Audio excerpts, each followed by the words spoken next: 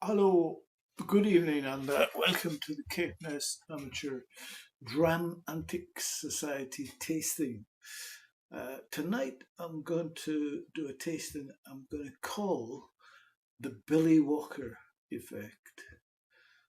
At the helm of the Glenallachie Distillers Company is celebrated master distiller Billy Walker, who boasts over 50 years in the Scotch whisky industry.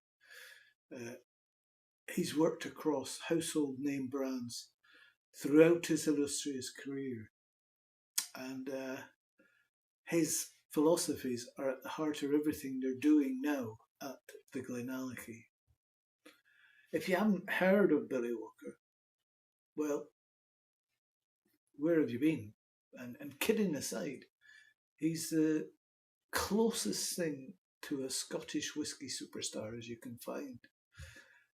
He's worked for over 50 years at Ballantyne's, Deanston, Tobermory, Benriach, Glendronach, Glenglassaugh, and finally now or for the time being, at Glenallachie. And there's many online articles covering his career. He grew up in the whisky producing town of Dumbarton and developed a keen interest in the industry from a young age. And that passion, coupled with his BSc honours degree in chemistry from the University of Glasgow in 1967, provided the perfect foundation to enable him to build an intimate knowledge of the science behind the production process, flavour development, and blending of whisky. His whisky journey in the industry began in 1972 at Hiram Walker and Sons, the company behind Ballantyne's at the time, where his role covered almost all aspects of the production. And the years that followed entailed stints at Inverhouse and Burns Stewart distillers. In 2004, the Benriach Distillery Company was created by Billy and his business partners, and over time it expanded to include 3 Scotch whisky distilleries, Benriach, Glendronach and Glenglassaugh. And it was at this point in his career that he truly made a name for himself, leading the brand's rejuvenation and subsequent phenomenal success. Since acquiring the Glenallachie distillery in 2017, he's transformed the single malt slumbering in their 16 on-site warehouses into something truly different than what it was before. And having previously been used exclusively as a component for blends, the Glenallachie was finally given the limelight it needed with the launch of a single malt brand in 2018. His work has not only caught the eye of many a spirits connoisseur, but also bagged remarkable awards, including World's Best Single Malt, the World Whisky Awards in 2021, among others. So I've got 3 Glenallathies I'm going to do tonight. One is a Glenallachie that's been aged for 12 years and 9 months or so in American white oak casks, probably holding bourbon previously. This is part of a kit that I'm going to go into in more depth. This is a kit that comes the journey of the Octave from Duncan, and it gives me the opportunity to look at a Glenallachie from the time before Billy Walker, because this would have been distilled in 2011. And when with Glenallachie, Billy Walker started using his experience and ability for cask aging and finishing to transform the existing whisky stock into something different than what it'd been before. You just need to look at Glenallachie's special releases to get an idea of the wide variety of sherry, sweet and dry wine casks employed. And meanwhile, production was modified to introduce much longer fermentation times of the wort, up to 160 hours.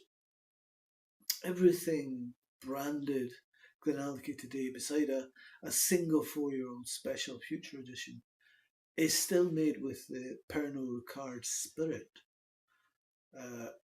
This one is from Duncan Taylor and is spirit distilled in 2011. They then put it into an Octave cask for 3 months. This is it before that happened. Glenallachie's new make has a light and sweet nose with mashed sweet corn.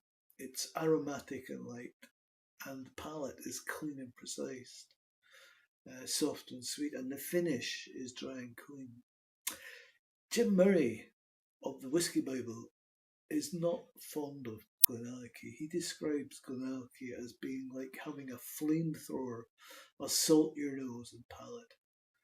And he does tell how blenders approached it very tentatively back in the day, owing to this. He does rate some of it in the high 80s and low 90s.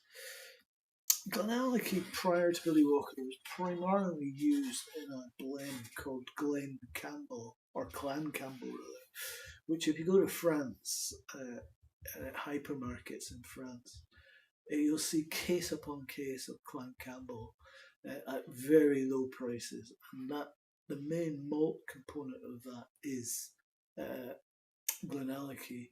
So it was used as a blend filler for not a particularly well regarded blend. But let's see what this is like. So this is Glenallachie naked, as it were. No Billy Walker influence from 2011. Let's see if it is a flamethrower.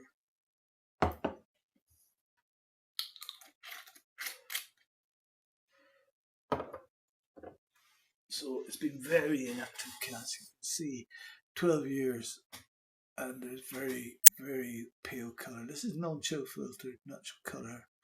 55% ABV. And it has not bad tears on it. A nice sort of tide line. And I'm getting vanilla, butterscotch, and orchard fruits,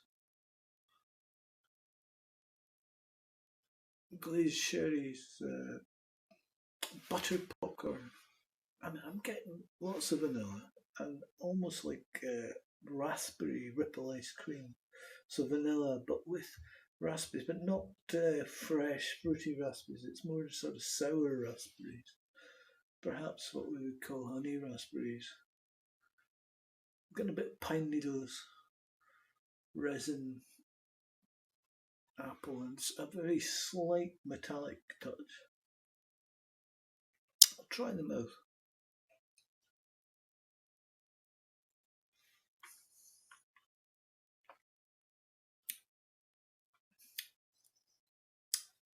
And now I'm getting crushed vanilla, butterscotch, and quite a bit of pepper, cayenne pepper, followed by grilled honeycomb, cinnamon a bit, and some bit of caramel too. It's quite sweet and sugary, faintly woody and a very mild spicy profile. It's got a nice creamy texture and features a succession of liqueurs, triple sec. It's got a rather pleasant sweet bitterness to it.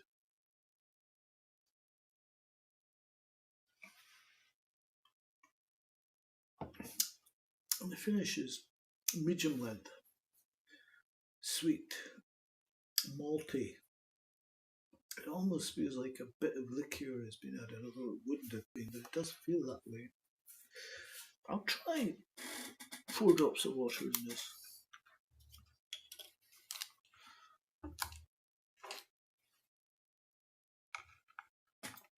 I'll try 5 drops of water.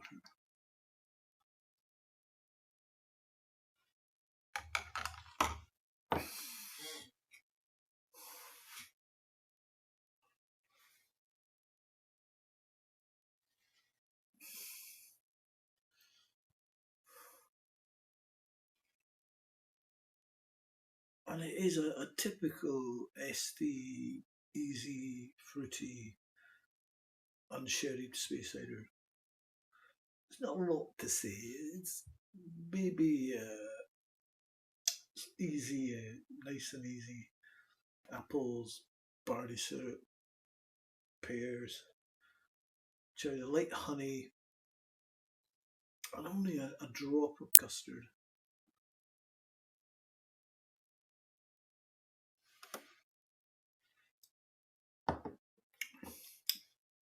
And it's very good actually. It's a middle-aged space cider, orchard fruits, sweet barley, and honey, and it is well balanced. And I would happily have a few seals of this for an early evening dram at the weekend. I'm going to keep a little drop.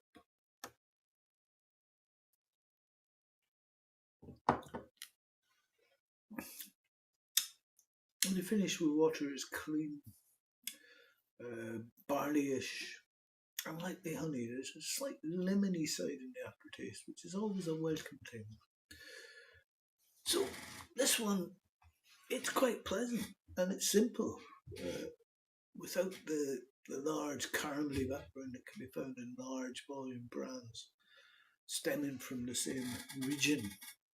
So I'm going to cleanse my palate tonight with Forest Feast 60% cocoa, dark chocolate, sour cherries.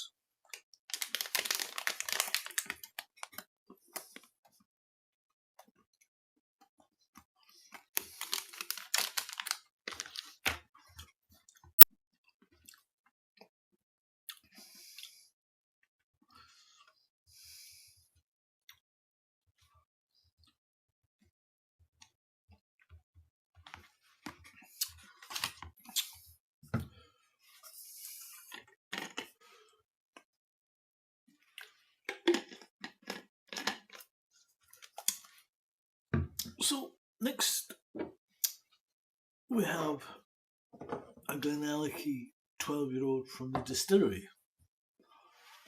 I've got a little 5cl bottle here. I bought that in Fort William on a recent trip. I'll do a tasting of Ben Nevis in the near future.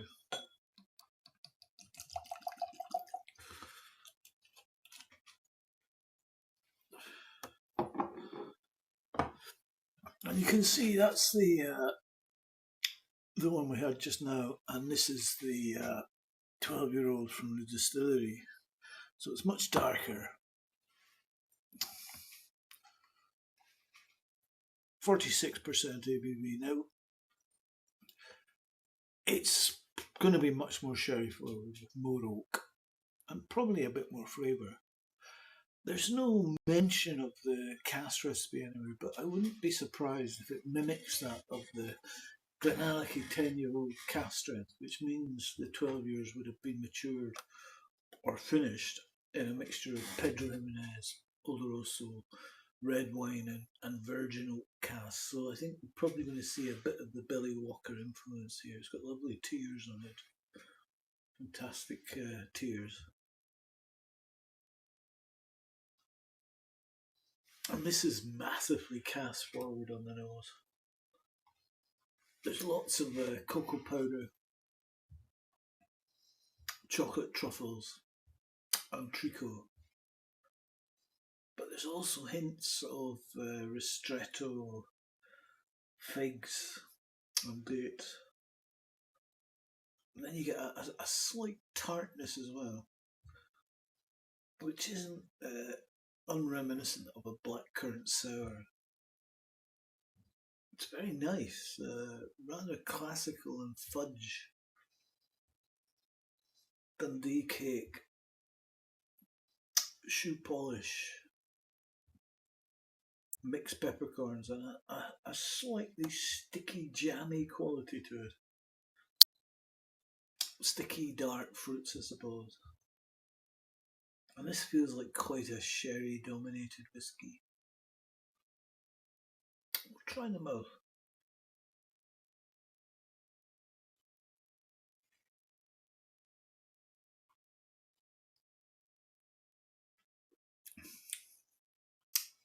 The oak continues to put its stamp on here. There's hints of pencil shavings, a pinch of pepper, and ginger as well. And the coffee makes an encore as well. Less strong than it was in the nose, maybe more of a latte.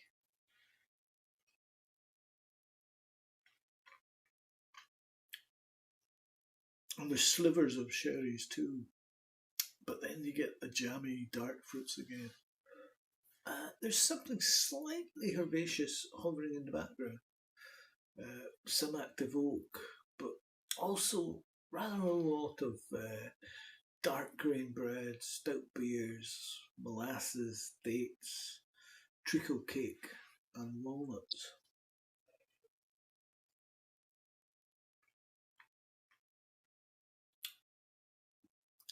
Herbal bitters too, along with some fresh black coffee and bitter chocolate.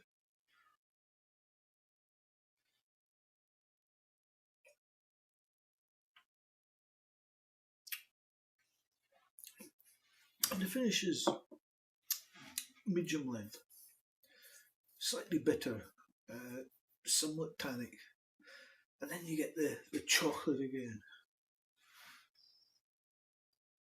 Quite bready, dark and savoury, umami paste, flourish mushrooms and leathery notes. I'll try 5 drops of water in this as well.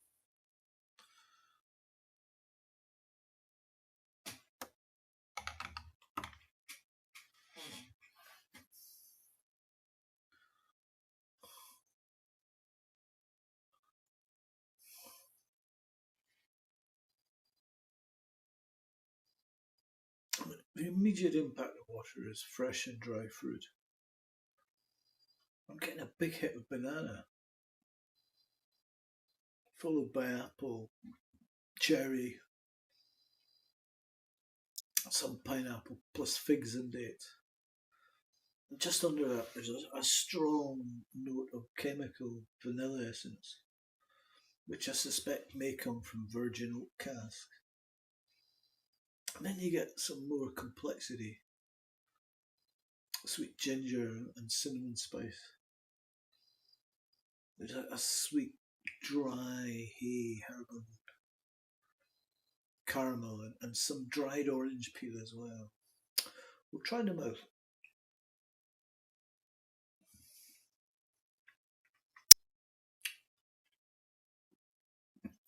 And with water, it's quite hot and spicy, like chili spice. And it's the spirit that carries that heat. Once that heat dies down, the flavours are quite rich.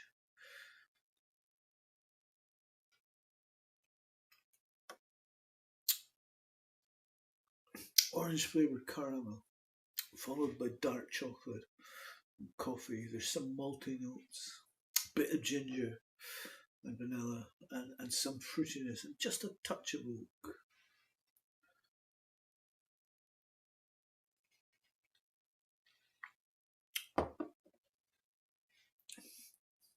And the finish is all dark sherry notes and rich coffee with a hint of chocolate, dates, and sweet spices.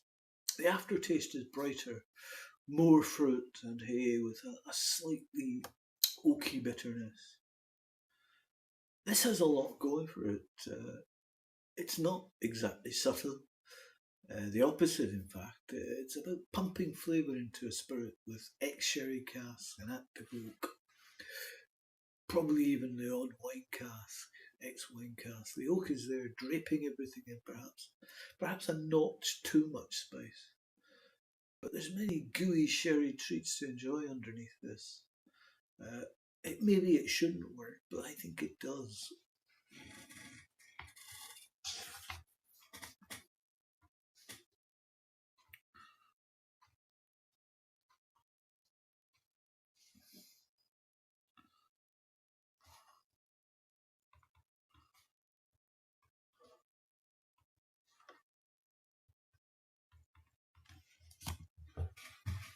So cleanse our palate.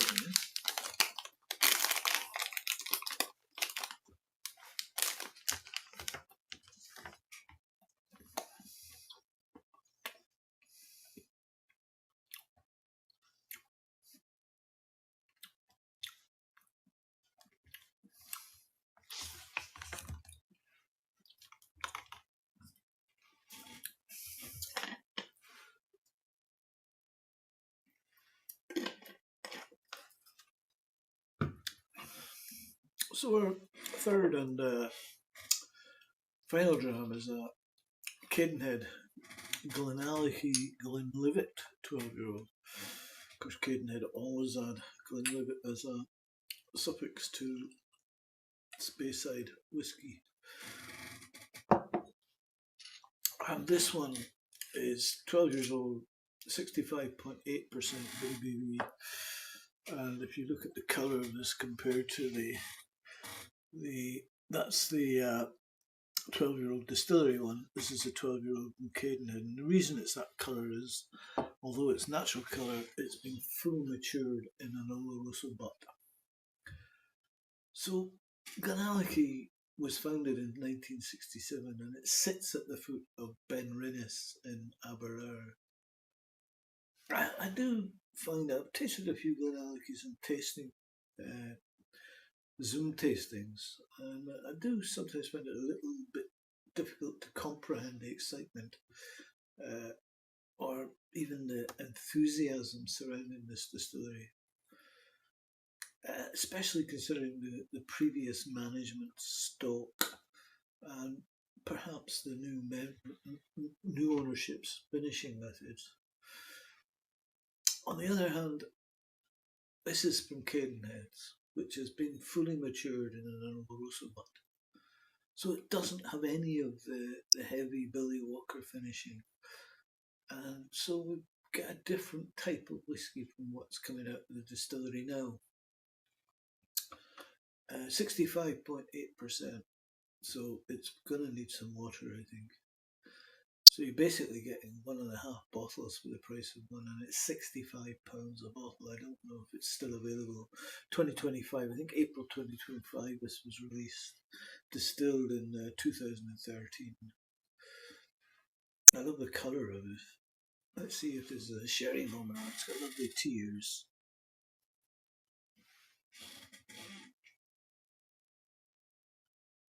And it has sweet notes. Figs, dates, caramel, chocolate, nutmeg. There is a bit of varnish, a bit of bourbon actually, vanilla, figs, raisins, and a lot of alcohol, a lot of ethanol on this one, 65.8%.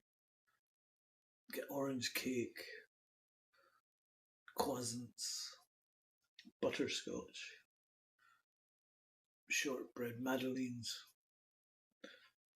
It's quite simple, but it's good. There's some fatty oils, some barley, softer raisins, nugget, beer, and there's mosses and tobaccos. And then you get fresh almonds and quite a lot of terpenic aromas. Pine needles, turpentine, balsa wood, prunes, grated milk chocolate, nutmeg, mincemeat, cherries, dried apricot, worn leather, aged oranges and pecans. There's rich toffee, maple syrup, tea leaves, figs, and a sort of bittersweet dark chocolate. Try them out.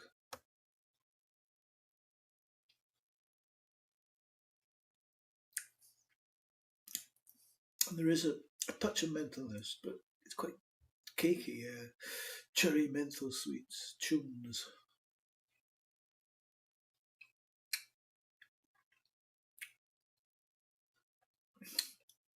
Ginger, toasted almonds.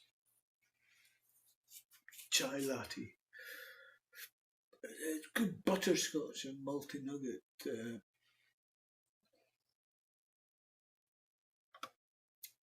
Orange cake, sweet barley, pancakes.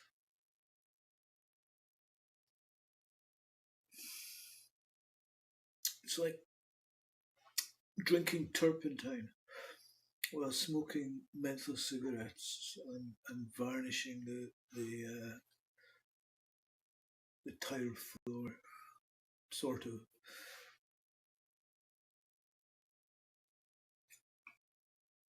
Apricot, nectarine and brown sugar, bread and butter pudding, cherries, honeycomb and amaretti, and calpol, cough medicine. It's rich and syrupy, but not excessively so. And you get cloves, black peppercorns, blackcurrant, and gunpowder tea, hints of chocolate orange, cola cubes, aniseed and cardamom and depth to this.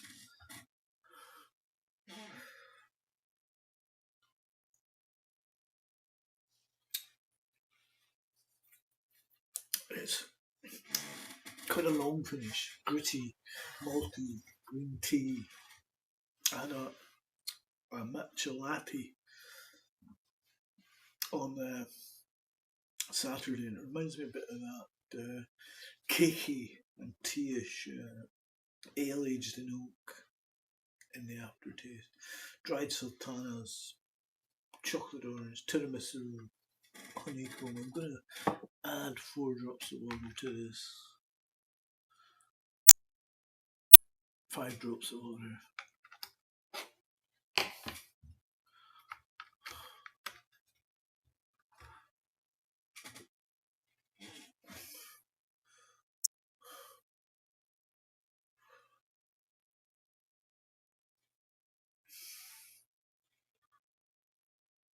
Now I'm getting croissants and raisin rolls.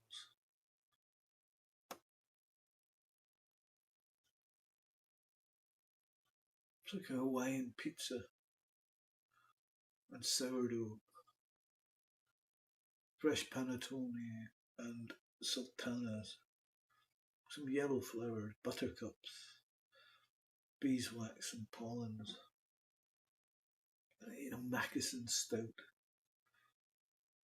artisan made, a little bit of cider, and water enhances the notes of menthol and cherry. That's why we've got the dark chocolate sour cherries as our tasting accompaniment. I'll try them out.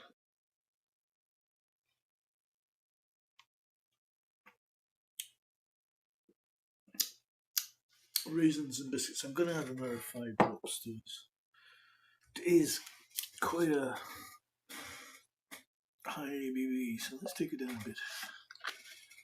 See where we go. Probably added about half a teaspoon there, so that's along with the 5 drops we added a moment ago. It becomes softer with water. And you do get more cherry, definitely.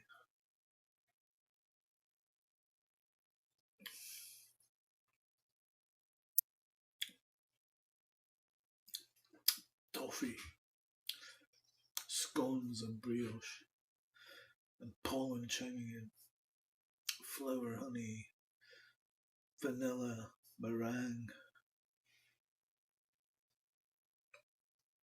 shortbread, and that green matcha tea again, macaroons and gingerbread, pipe tobacco, savoury bits of muffins, licorice, aniseed, and pepper and ginger, cinnamon and nutmeg. The profile becomes a bit muddled with water and a bit more earthy.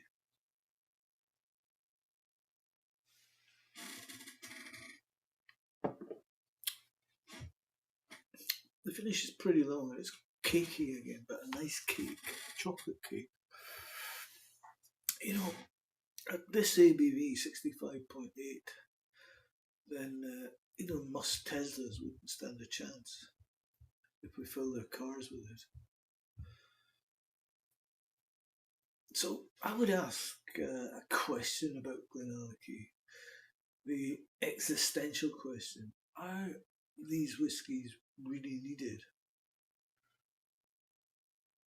I mean, in the grand scheme of things, this is a surprising revelation, this one. The cask has been successfully escaped the typical Glenallachie finishing and blending processes, revealing its genuine potential. It embodies a Shivis-style cask strength whisky, powerful and full-bodied. And I found the cask quite enjoyable. It doesn't lean heavily on seasoned cherry character, which is a breath of fresh air in today's market. Its colour is almost luminescent, yet it maintains a harmonious balance on both the nose and the palate. I would recommend this one to enthusiasts of bold whiskies, as it exemplifies the rewards of patience and quality wood from the very beginning. So, the Billy Walker effect.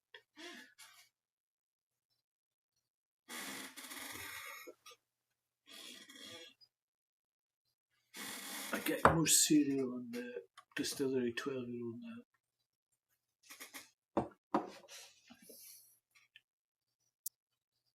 This watered down to about 46. The Cadenhead from 65.8. That's got a lovely nose. If I have one point of critique about the direction of Glenallachie, it's that the cask influence has become major. For example, the Glenallachie 15 years is a beast, and the cask strength releases have become more oak-centric with almost every release. Just put the first batch next to the latest batch, and they're two very hugely different whiskies. But Billy Walker is also giving the people what they want. These kind of profiles have now long been popular with large contingent of drinkers. Big, bold, brash flavours are often favoured over a certain delicate complexity. And I must say, his whiskies are never boring, which would be a cardinal sin. And there's always a base level of balance. Especially the latter is a testament to his skill as a blender. And it's going to be fascinating to see what magic Billy Walker managed to continue to conjure up with whiskey. Thank you for listening.